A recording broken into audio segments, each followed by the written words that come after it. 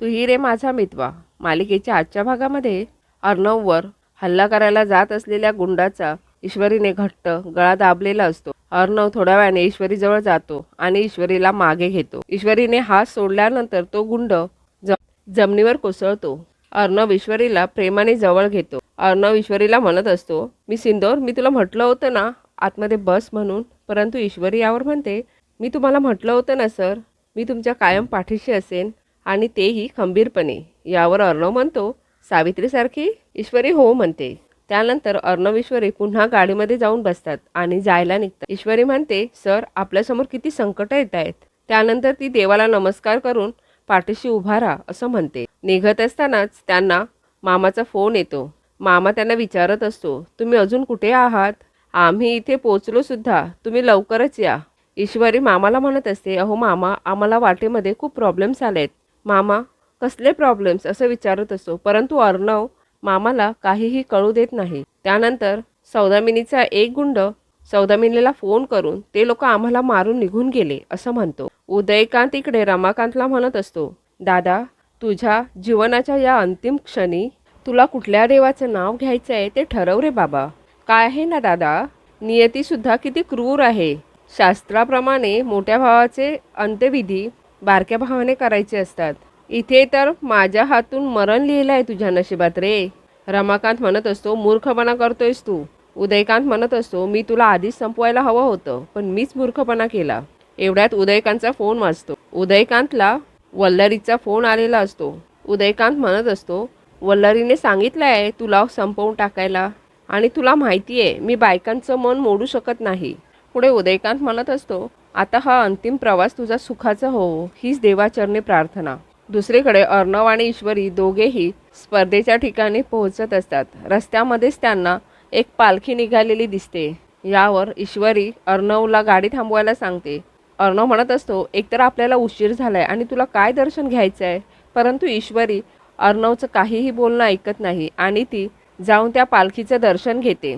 पालखीच्या समोर जाऊन ईश्वरी हात जोडते आणि म्हणते, देवा, एकापाठोपाठ एक खूप विघ्न येत आहेत। या सगळ्यातून तूच आम्हाला बाहेर काढ, आम्हाला स्पर्धेमध्ये यश मिळू देत, तुझा आशीर्वाद पाठीशी असू देत। जय जय रामकृष्ण हरी। दुसरीकडे रमाकांत जोरजोराने हसत असतो। उदयकांत म्हणत असतो, तू हसतोयस का? यावर रमाकांत म्हणतो, उदयकांत, तू पूर्वी मूर्ख होतास, पण एवढ्या वर्षात शहाणी होतात माणसं, परंतु तू महामूर्ख कसं काय झालास रे? यावर उदयकांत म्हणतो, रमाकांत, जास्त बोलू नकोस। रमाकांत म्हणतो, वल्लरीच्या तालावर नाचणारं प्याद आहेस तू। अरे मूर्ख माणसा, ती वापर करून घेते आहे तुझा, कारण वल्लरीला काटा काढायचा आहे माझा, परंतु ती वापर कोणाचा करून घेते आहे तुझा, कारण मी मेल्यानंतर जेव्हा पोलीस मागे लागतील ना, तर ते कोणाच्या लागणार? तुझ्या। आणि हे सगळं करून वल्लरी सेफ राहील आणि गोत्यात कोण येईल तर तू। एवढी साधी गोष्ट जर कळत नसेल ना तुला, तर कुशाल मारून टाक मला। उदयकांत म्हणतो, माझं नाव कुठे येणार नाही आणि कधी आलं सुद्धा नाही। अरे तू मरून जाशील, नंतर तुझी बॉडी सापडेल आणि वल्लरी सर्वांना खोटी खोटी उत्तरं देईल, परंतु गोत्यात कोण येईल? वल्लरी। मी नाही, मी भूत आहे रे, पिशाच्च आहे मी, छू मंतर। एवढ्यात रमाकांत म्हणतो, एवढं सोपं वाटतं तुला सगळं? मार मग। एक लक्षात ठेव, तू जेव्हा वल्लरीकडून दागिने घेतलेस ना, तेव्हा त्याचा एक व्हिडिओ करून मी तो माझ्याकडे ठेवलाय।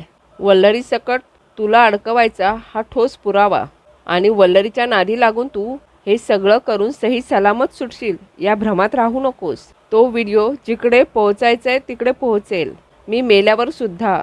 उदयकांत रमाकांतला पकडून विचारत असतो, कुठे आहे तो व्हिडिओ? रमाकांत म्हणत असतो, उदयकांत, तू त्या व्हिडिओपर्यंत कधीच पोहोचू शकत नाही, परंतु तू मला काही केलंस ना, तर तो व्हिडिओ मात्र पोलिसांपर्यंत नक्की पोहोचेल।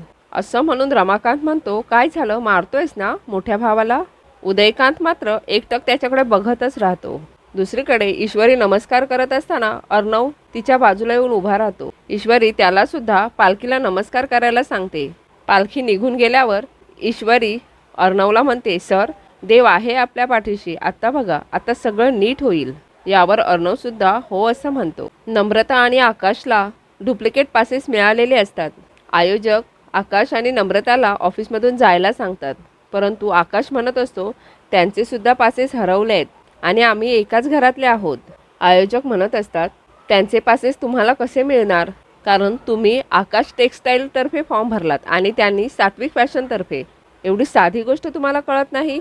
एवढ्यातच तेथे सौदामिनी आलेली असते. आकाश म्हणत असतो, मला एक गोष्ट सांगा, तुम्ही मला माझ्या भावाचे पासेस का म्हणून देत नाही आहेत? परंतु नम्रता आकाशला समजावत असते, समजून घ्यायचा प्रयत्न करा. आकाश टेक्सटाईल आणि सात्विक फॅशन ह्या दोन वेगळ्या कंपनी आहेत. तुम्ही उगाच का हट्ट करताय? यावर आकाश म्हणतो, कारण दादा माझा भाऊ आहे. नम्रता म्हणत असते, तुम्ही उगाच सगळ्यांचा विचार करताय आणि याच तुमच्या स्वभावाचा सगळेजण फायदा घेतात. एवढ्यातच ते सौदामिनी येते. सौदामिनी म्हणते, कसला फायदा ग? सौदामिनी म्हणत असते, तुझा भाऊ अर्णवराजे शिर्के अजून पोचला नाही आहे स्पर्धेमध्ये. यावर आकाश म्हणतो, तो नक्की पोहोचेल. त्यानंतर आकाश आणि नम्रता दोघेही निघून जातात. आकाश बाहेर गेल्यानंतर नम्रता जात असते. एवढ्यातच सौदामिनी तिला विचारते, तू ईश्वरीची बहीण ना ग? नम्रता हो म्हणते. सौदामिनी म्हणते, बहीणच बहिणीच्या विरोधात उभी राहिली आहे का स्पर्धेत? यावर नम्रता म्हणते, तुम्हाला काही प्रॉब्लेम आहे का? सौदामिनी म्हणते, नाही, मला काही प्रॉब्लेम नाही आहे. परंतु काय असं रिझन आहे? यावर नम्रता म्हणते, स्वतःची वेगळी अशी एक ओळख निर्माण व्हावी असं कुणाला नाही वाटत, आणि स्वतःची एक ओळख निर्माण करायला म्हणूनच मी या स्पर्धेमध्ये भाग घेते आहे. असं म्हणून नम्रता तेथून निघून जाते. नम्रता गेल्यानंतर सौदामिनी म्हणते, मला माहिती आहे स्पर्धेमध्ये या नम्रताचा वापर करून घेऊ शकतो. म्हणजे वल्लरी जे प्याद म्हणत होती ते हेच असणार. राकेश इकडे जेलमध्ये माझं खूप अंग दुखत आहे असं नाटक करत असतो. तेवढ्यात एक इन्स्पेक्टर तेथे येतो आणि तुझी नाटकं बंद कर आणि झोपून जा असं म्हणतो. राकेश सुद्धा त्याच्यासमोर झोपल्याचं नाटक करतो. इन्स्पेक्टर निघून गेल्यानंतर राकेश उठून उभा राहतो आणि म्हणतो, अरे येड्या, तू इथे होतास म्हणूनच ॲक्टिंग केली, कारण आता माझ्या कामामध्ये मला कोणाचीही लुडबुड नको आहे.